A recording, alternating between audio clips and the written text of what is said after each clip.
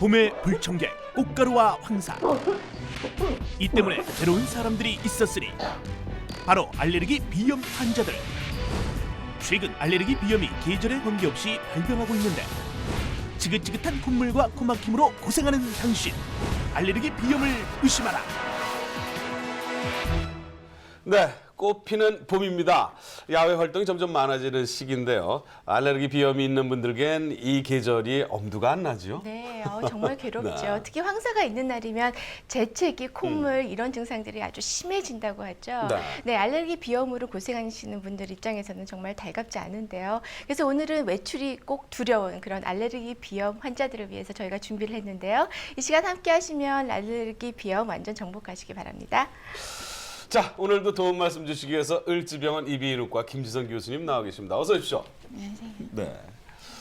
교수님, 알레르기 비염 환자들이 이제 굉장히 생각보다 많은 걸로 알고 있는데 어떻게 수치가 어떻게 되는지요? 예, 예전에는 봄이 되면 꽃가루에 알레르기가 있는 환자들이 많이 왔었는데요. 네. 요즘은 식생활의 변화, 주거환경의 변화, 그리고 대기오염으로 인해서 계절에 상관없이 그 알레르기 환자가 늘어나고 있습니다. 대한비과학회에서 연구에 따르면은 우리나라 국민 중에 15%는 알레르기 비염을 앓고 있고요. 또한 국민건강보험연구원에 따르면 그 최근 6년간 200% 알레르기 환자가 증가했습니다. 또한 여기에 그 감기로 혼동되어서 치료받지 않는 환자까지 더해지면 그 수는 더 많을 것으로 예상됩니다. 정말 많이 늘어나고 있는데요. 그 결국 알레르기 비염하면은 코 속에 어떤 염증을 얘기를 하는 거잖아요. 근데 저희가 알레르기 비염에 대한 개념을 먼저 알고 시작해야 될 것 같아요. 어떤 건가요? 알레르기 비염은 한마디로 말해서 코 속에 어떤 물질이 들어왔을 때 과민 반응을 일으켜서 코 속에 염증이 생기는 것을 말합니다. 다른 사람에게는 반응이 일어나지 않지만 어떤 특정한 사람에게만 일으키는 것을 말하고 네. 그러한 물질을 항원 또는 알러젠이라고 말하고 그러한 것으로 인하여 콧물, 재채기, 코막힘이 일어날 때 이런 것을 알레르기 비염이라고 합니다. 그렇군요. 그러면 저희들이 원인은 어디서 찾아볼 수 있는 거죠? 이건? 알레르기 원인으로는 계절성과 통년성이 있는데 네. 계절에 따라 나타나는 것으로는 꽃가루와 화초 이런 것은 봄, 가을에 심해지는 것이고 또한 통년성은 계절에 상관없이 계속 일어나는 것 원인을 말하는데 네. 그 원인으로는 진먼지, 진드기, 그 곰팡이, 바퀴벌레, 그 동물의 털이나 비듬 이런 것이 원인이 됩니다. 그렇군요. 지금 말씀하신 쭉 그 원인 중에서 알레르기 비염 환자들에게 가장 많이 나타나는 알레르기에는 어떤 것들이 있는 거죠? 이 진먼지, 진드기가 가장 많고 우리나라의 그 알레르기 비염 환자 중에 80%를 차지하고 있습니다. 이것은 우리나라뿐 아니라 전 세계적인 추세입니다. 네, 그 알레르기성 비염의 원인들이 참 다양한데요. 네. 그중에 알레르기성 비염의 원인 중 가장 흔한 게 진먼지, 진드기라고 합니다. 그래서 진먼지, 진드기에 대해 저희가 알아봤는데요. 화면 함께 보시죠. 따뜻한 봄을 맞아 방 안이며 침구에 쌓였던 묵은 먼지를 털어내는 주부 안경희 씨. 이불과 베개에 있는 먼지를 털어내보지만 매일 콧물과 재채기를 달고 사는 아이들의 증상은 나아질 기미가 보이질 않는데 자신의 탓은 아닌지 걱정이 심하다고. 그러니까 저희가 이제 집 청소할 때라든지 이제 먼지를 털고 이불에 있는 먼지를 털고 그럴 때 증상이 좀 많이 심해져요. 콧물과 재채기의 원인을 찾기 위해 전문 업체에 의뢰해봤다. 진먼지 진드기의 주 모기가 그 사람의 피부에서 떨어지는 그 비듬과 각질인데 잠을 잘 때 그 비듬과 땀이 침대에 직접 주로 묻기 때문에 사람이 하루 중 가장 오래 머물고 있는 매트리스에서 가장 많은 서식을 하고 있습니다. 놀랍게도 진먼지 진드기가 가장 많이 발견되는 곳은 매트리스. 일반적으로 이불이나 베개 등에 많을 거라 생각하지만 매트리스 안에만 약 200만 마리의 진먼지 진드기가 서식하고 있다. 눈에 보이진 않지만 이 먼지 속에 진먼지 진드기가 산다고 하는데 진먼지 진드기는 대체 왜 생기는 걸까? 그에 대한 해답을 찾기 위해 진먼지 진드기 연구소를 찾았다. 진먼지 진드기는 그 온도나 습도가 사람하고 흡사하기 때문에 사람이 잠자리에 들 때면 잠자리에 누우면 사람 몸에서 수분이 나오고 그리고 적당한 24~25도의 온도가 형성되기 때문에 침구류에는 그 진드기가 살기에 가장 좋은 조건이라고 할 수 있습니다.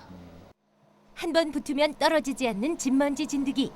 흡착력이 얼마나 강한지 실험을 통해 확인해 보기로 했는데 진먼지 진드기의 크기는 0.3mm. 고벨 현미경을 통해서나 관찰할 수 있는데 실험을 위해 진드기를 놓아둔 옷감을 여러 번 털고 다시 현미경으로 관찰한 결과 진먼지 진드기들은 아무 일 없었다는 듯 옷감에 그대로 붙어 있었다. 진먼지 진드기는 먼지가 있는 곳에서는 어디에든지 서식을 합니다.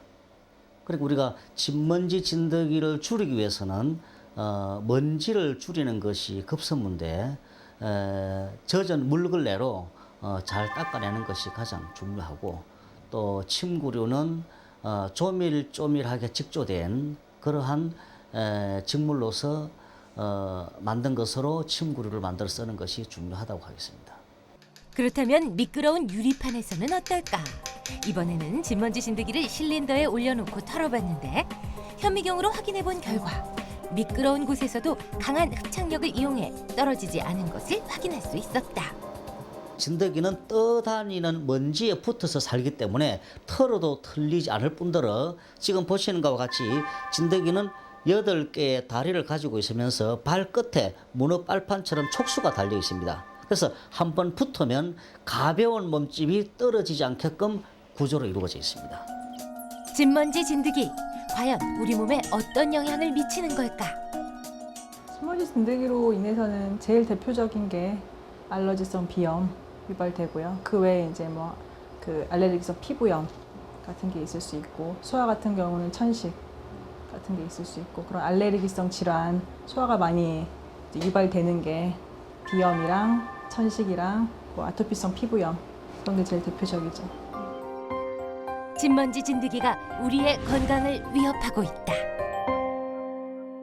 네, 주로 뭐 침대 매트리스에서 서식을 하면서 알레르기, 비염은 물론 뭐 아토피, 기관지, 천식까지 일으킨다고 하니까 야, 이거 진먼지 진드기 정말 확실하게 박멸하지 않으면 안 될 것 같습니다. 이거 요즘엔 특히 눈이 어두워서 말이죠. 이런 것들 찾기도 쉽지도 않은데. 네. 원래 안 보여요. 근데 이문성 씨 제가 네네. 팁 한 가지만 드릴게요. 그래요. 그 하루에 한 번씩 실내 그 환기를 좀 네. 시켜주시고요. 네. 적어도 일주일에 한 번 이상은 속옷을 삶거나 이불을 햇볕에 좀 말려주시면 알레르기성 진드기를 없애는데 좀 도움이 된다고 합니다. 아, 그렇군요. 교수님, 근데 알레르기 비염이 이제 환자들이 그 호소하는 증상 같은 게 분명히 있을 텐데요. 이 증상들은 어떤 것들이 있는 거죠? 알레르기 비염의 증상으로는 맑은 콧물, 그리고 재채기, 코 가려움증, 코막힘 등이 있습니다. 네. 특히 알레르기 비염이 있는 분들은 아침에 일어나시면서 코를 풀거나 재채기를 심하게 하시거나 그런 경우가 있는데, 이 증상은 보통 아침에 많이 심해졌다가 낮에 줄어드는 경향이 있습니다. 이것을 모닝 어택이라고 하고 아침 공격이라고도 합니다. 이 외에도 두통이 있다거나 코의 냄새를 잘 맡지 못하는 등의 그 증상이 있을 수 있습니다.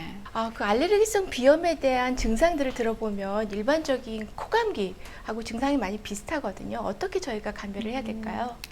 알레르기 비염은 증상만으로는 코감기와 감별이 힘듭니다. 그렇지만 감기 같은 경우는 그 증상이 2주 이내 보통 해결이 되는데, 알레르기 비염 환자 같은 경우는 몇 주 그리고 몇 개월도 지속되는 경향이 있습니다.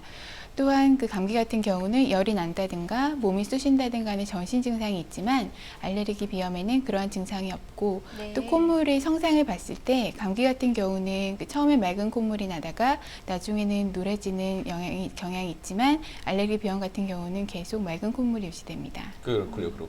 알레르기 비염이라고 진단이 되면 어떤 검사를 통해서 우리가 뭐 진단을 하게 되는 거죠?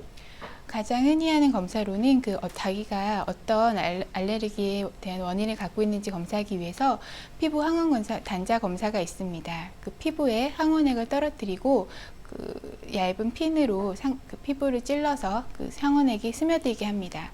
그리고 나서 20분 뒤에 그 홍반의 크기를 봐서 검사하는 방법이 있습니다. 네. 또한 혈액으로 검사하는 방법이 있는데, 그것도 특이 항체에 대한 그 IgE라는 그런 검사를 하여서 또 자기가 어떤 것에 알레르기가 있는지 알 수 있습니다. 그렇군요. 네, 우선 이런 진단을 저희가 다 받았잖아요. 네네. 그 다음 단계는 바로 알레르기 비염을 진단된 후에 어떤 치료를 받아야 되는지 저희가 화면을 준비했거든요. 함께 보시죠. 6년째 알레르기 비염을 앓고 있는 임동아 씨. 꽃가루와 황사 현상으로 인해 알레르기 증상이 심해지는 봄엔 외출이 꺼려진다고 하는데 몸살기가 너무 심하고 코가 막혀서 숨쉬기도 힘들고 잠잘 때 코골이도 너무 힘들어서 입으로 호흡하다 보니까 목이 많이 말랐어요. 그래서 일반적으로 일상생활에서 아침 저녁부터 입이 마르니까 감기나 이런 거에 자주 걸리는 편이고 몸살기도 좀 심하고요. 알레르기 비염을 퇴치하는 그 첫 번째 방법. 회피요법은 알레르기 반응을 일으키는 원인 물질을 사전에 피하는 방법이다. 하지만 일상생활에서 알레르기 물질을 피하기란 쉽지 않은 일인데 때문에 항히스타민제 알약과 병행하여 치료하는 방법이 증상을 완화시키는 데 많은 도움을 주고 있다. 이는 통증 감소와 진정 효과가 있어 알레르기성 비염뿐 아니라 급성 알레르기와 감염성 쇼크에도 사용된다. 알레르기 비염의 4대 증상인 그 코막힘, 콧물 재채기, 가려움증에 중에서 특히 콧물 재채기, 가려움증에 가장 유용한 약물이 항히스타민제이기 때문에 일시적으로 코를 마르게 해주고 가려움증을 없애주는 데 탁월한 효과가 있습니다. 다만 몇 가지 부작용이 있는데요. 그 중에 대표적인 게 이제 지나치게 콧물을 마르게 함으로 해서 일반적인 구강 점막을 마르게 한다든가 비강 내 점막마저 심하게 마르게 해서 부비동염을 유발한다든가 심한 구가를 유발할 수 있는 단점이 있고요. 또한 코 속에 스테로이드제를 주입해 비염 증상을 완화시킬 수 있는데 이는 코 안에 뿌려넣는 형태로 사용하며 사용 후엔 숨쉬기가 한결 편한 것을 느낄 수 있다. 그 비염의 치료는 원칙적으로 하여간 환경 관리와 그리고 약물 치료가 일단 기본입니다. 그 외에 또 고려할 수 있는 방법으로는 이제 수술적 치료하고 면역 치료가 있는데요. 면역 치료로는 이제 유일하게 완치시킬 수 있다는 그런 개념으로 시도되고 있는데요. 이렇게 주사를 맞아서 그 항원을 집어넣어서 우리 항체를 생기게 하는 게 있고, 그다음에 최근에는 설하, 혀 밑에 넣어가지고 면역을 유도하는 방법도 있습니다. 알레르기 비염은 면역 질환이라 대개 보존요법을 사용하는데 면역 치료는 신체 면역 반응을 변화시키는 방법으로 꽃가루와 진먼지 진드기의 알레르기 반응을 일으키는 환자를 대상으로 실시하고 있다. 피부 반응 검사나 피 검사 같은 걸 통해서 알레르기의 원인 항원을 찾은 다음에 그 원인 물질을 희석시켜서 우리 체내에 지속적으로 투입을 하게 되면 우리 체내에서는 그 원인 항원에 대항하는 그 블로킹 안티바디, 즉 차단 항체가 생기게 되고 그 차단 항체가 우리 몸 안에 많이 축적이 되게 되면 외부에서 알러전, 그러니까 항원들이 들어오더라도 초기에 이제 박멸을 할 수 있는, 그게 바로 면역 치료의 원리입니다. 비강 내 세척법은 주사기와 식염수 또는 소금물을 만들어 가정에서도 손쉽게 할 수 있는데 이것은 주사기를 이용해 한쪽 코에 식염수를 주입시키면 비강 내부를 세척한 뒤 반대쪽 코로 빠져나오게 된다. 알레르기 비염, 잠깐의 치료로 방치하지 말고 꾸준한 치료를 통해 완치되도록 하자. 네. 알레르기 비염 약으로도 치료가 가능하네요. 그런데 교수님, 제가 알기로는 이제 알레르기 비염 증상 중에 이제 수술을 꼭 해야 되는 그런 경우가 있을 거라고 생각을 하는데 어떤 것들이 해당이 되는 거죠? 그것은 이제 코막힘이 너무 심해서 네. 정상적인 생활을 할 수 없을 때 보통 하고요. 네. 또한 그 약으로 코막힘이 해결되지 않을 때는 수술이 가장 좋은 방법입니다. 그렇군요. 아, 그런 경우는 결국 수술밖에 해결책이 없겠군요. 그렇다면 수술하면 어떤 늘 합병증이나 제때 안 하면은 그런 어떤 우려가 많이 되는데 어떤 합병증들이 생길 수 있을까요? 알레르기 비염을 제때 치료하지 않으면 생길 수 있는 합병증의 가장 흔한 것은 축농증입니다. 보통 그 누런 코가 자꾸 뒤로 넘어가는 것인데요. 이것은 비염이 생기면서 그곳에 있는 점막이 붓고 그 염증이 부비동까지 가서 또 그게 농이 쌓일 때 그런 축농증을 일으키게 됩니다. 네. 그 외에도 천식이나 기관지염이 생길 수도 있고 특히 그 어린아이들이 알레르기 비염을 오래 앓게 되면 성장 저하나 집중력 저하 그리고 또 수면을 잘 취할 수가 없어서 성장 호르몬 분비에도 영향을 주게 됩니다. 아이들의 성장 저하까지 발생을 한다면 정말 심각할 수가 있을 것 같은데요. 네. 그렇다면 알레르기 비염으로 인한 합병증, 우리가 축농증으로 알고 있는 부비동염과 비중격 망곡증 수술에 대해서 알아봤습니다. 화면 함께 보시죠. 10년째 코감기를 달고 살았다는 30대 한 남성. 무심코 방치한 탓에 축농증까지 발병했다.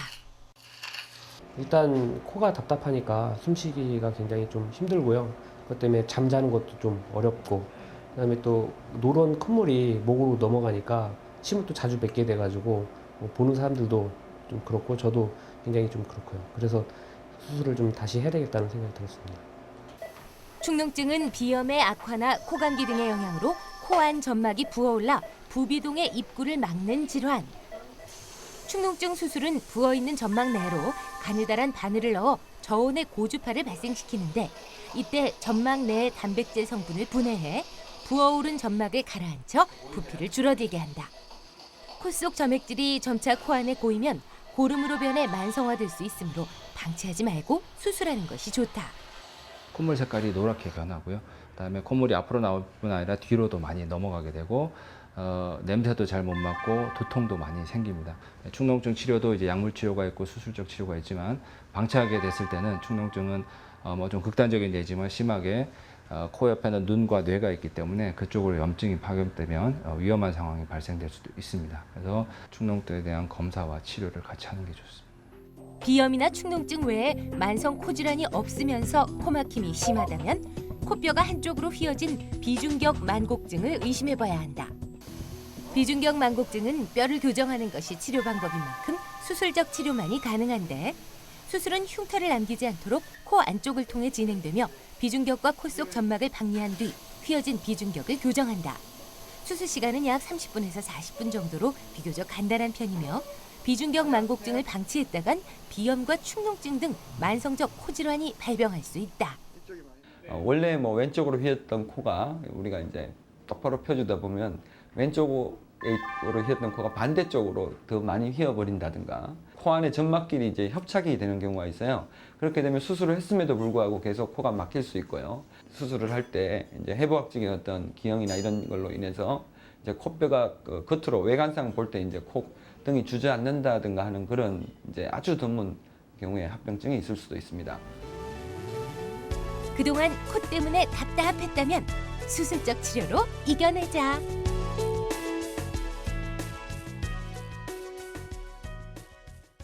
네, 화면 잘 봤습니다. 교수님, 이 부비동염하고 또 뭐 비중격 만곡증의 수술을 받고 나면 우리가 뭐 알레르기 비염에 대한 것은 이제 더 이상 걱정을 안 해도 되는 겁니까? 이거는 오랫동안 비염을 앓고 오신 환자분들 같은 경우는 오시자마자 그 수술을 해달라고 하시는데 네. 보신 것처럼 부비동염이나 비중격 만곡증이 있을 때 제한적으로 수술을 하게 되고 또한 약으로 코막힘이 치료가 되지 않을 때는 수술법이 좋은 치료입니다. 네. 하지만 기본적으로 알레르기 비염 자체는 약으로 치료하는 것이고 네. 또 증상 없이 지내는 것을 목표로 하기 때문에 완치라는 개념보다는 조절하는 병입니다. 수술법은 코막힘을 개선하는 데는 우수하지만 그 시간이 지나면서 다시 재발할 수도 있기 때문에 그 알레르기 비염을 예방하는 것과 약물 치료를 병행하는 것이 좋습니다. 그렇군요. 뭐 조금 어떻게 보면 원시적일 수도 있는데요. 저희 부모님 같은 경우에는 저희들이 어려서부터 이 코막힘이 있거나 뭐 목이 답답하고 그럴 때는 소금물로 가글을 시키거나 아니면 소금물을 코 속으로 주입을 해서 뱉어내라고 뭐 이런 말씀을 하셔서 주로 그렇게 하고 저도 아들한테 가끔 그런 걸 권유를 하거든요. 근데 이런 거는 어떻게 뭐 괜찮습니까? 계속 하면? 예, 코세척은 알레르기 비염이 있다거나 축농증이 있으신 분들한테 효과적인 방법입니다. 네. 약 외에 그 예방하는 방법으로 굉장히 좋은데요. 하지만 하실 때 그 소금물의 농도를 잘 맞추셔야 하고 보통은 생리식염수가 가장 좋습니다. 네. 농도가 높은 뭐 주겸이나 그런 소금물을 썼을 때는 장기간 사용 시 코 점막이 손상될 수 있기 때문에 안 하시는 것보다도 못한 결과를 초래할 수 있습니다. 그 알레르기성 비염 환자분들 중에 요즘 그렇게 증상이 심하진 않고 그렇다고 해서 재채기도 나오고 왜 콧물은 늘 달고 살고 이런 분들은 어떻게 치료 대상이 되는 건가요? 저 같은 사람이 지금 사실은 코가 네. 제가 이제 예전에 사고가 나서 네. 코가 한쪽으로 많이 휘었다고 그러더라고요. 그 이후부터는 계속 이렇게 코막힘증 비슷한 것들을 달고 살거든요, 제가. 우리 같은 경우에는 어떻게? 우선은 본인이 알레르기가 있는 것 같다는 생각이 드시면 네. 병원에 가셔서 어떤 원인에 의해서 알레르기가 일어나는지 확인해 보시는 것이 중요합니다. 그 본인이 뭐 화초에 알레르기가 있는데 식물을 키운다거나 네. 동물의 털에 알레르기가 있는데 동물을 키운다거나 할 수 있기 때문에 그런 걸 아시고 거기에 대해서 노출되는 것을 피하는 것이 가장 좋은 방법입니다. 네. 이걸로써도 증상의 40%는 개선할 수 있고 또한 앞에서 말씀드린 것처럼 식염수 세척을 하거나 하는 것으로 도움을 받을 수 있습니다. 그렇군요. 저 같은 경우에 노산 씨한테 알레르기가 있는 건 아니겠죠? 네. 아예 없는 게 아니니까 그렇진 않죠. 모든 남편들이 저희 부인께 알레르기가 좀 있더라고요. 네. 그 교수님 마지막으로요. 저희가 정말 건강한 코 속을 유지하려면 어떤 방법들이 있을까요? 그 알레르기 비염이나 아니면 그 합병증으로 일어나는 축농증이나 모두 초기 치료가 굉장히 중요합니다. 그래서 합병증 예방을 막는 게 좋겠고요. 아까 같이 본인이 어떤 것에 알레르기가 있는 것이 확인해서 거기에 대해서 치료를 받는 것이 좋겠습니다. 또한 코 안에 식염수로 세척하거나 그리고 그 오염된 공기가 있는데 가지 않거나 실내 온도와 습도를 잘 유지하는 것, 그런 것들이 그 코 속의 건강을 유지하는 데 도움이 됩니다. 그렇군요. 자, 오늘도 도움 말씀 주시기 위해서 을지병원 김지선 교수님 나와주셨는데요. 다시 한번 감사드리겠습니다. 고맙습니다. 네, 알레르기 비염 예방이 참 중요한데 말이죠. 특히 요즘처럼 황사나 꽃가루가 아주 심할 때는 외출을 좀 삼가하시는 것도 좋을 것 같습니다. 네. 그렇지만 외출을 꼭 해야 한다면 마스크를 착용하시기 바랍니다. 그 코는 코털이나 점막이 먼지를 걸러주지만요. 입으로도 바로 먼지가 들어오기 때문에 입은 다물고 코로만 숨 쉬는 것이 좋습니다. 네. 또 한 가지 알려드리고 싶은 건 이 빨래를 말리거나 가습기를 틀어서 실내 습도를 조정할 때 말이죠. 한 50% 정도 유지해 주는 게 좋다고 그러는군요.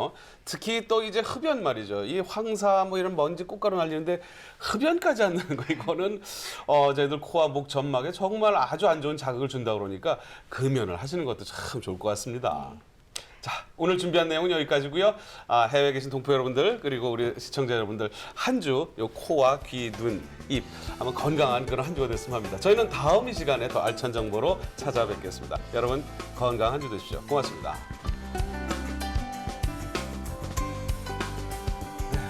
그러니까 저같이 이제 그 후천성으로 다쳐서